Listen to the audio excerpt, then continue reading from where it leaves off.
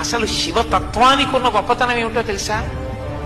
భక్తుణ్ణి నెత్తి మీద పైన పెడతాడు, తాను కింద కూర్చుంటాడు. ఆ మహానుభావుడు తిన్నడు. ఆయన భక్తిని తక్కువ చేసి మాట్లాడడానికి వీల్లేదు. అంత గొప్ప భక్తి తత్పరు. ఆయన యొక్క భక్తికి పొంగిపోయాడంతే శివుడు. బుచ్చి దొంగదండాలు పెట్టి స్తోత్రాలు చేసి బిల్వదళాలు తీసుకొచ్చి వేసేస్తే పొంగిపోతాడనుకోకూడదు. ఆయన అసుతోషుడు, దానికి పొంగిపోతాడు, కాదంటలేదు నేను.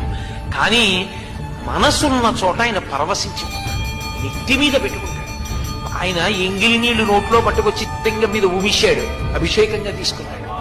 అంటే మనం చేయకూడదు. తిన్నడికి తెలియదు కాబట్టి చేశాడు, దాన్ని భక్తితో స్వీకరించాడు.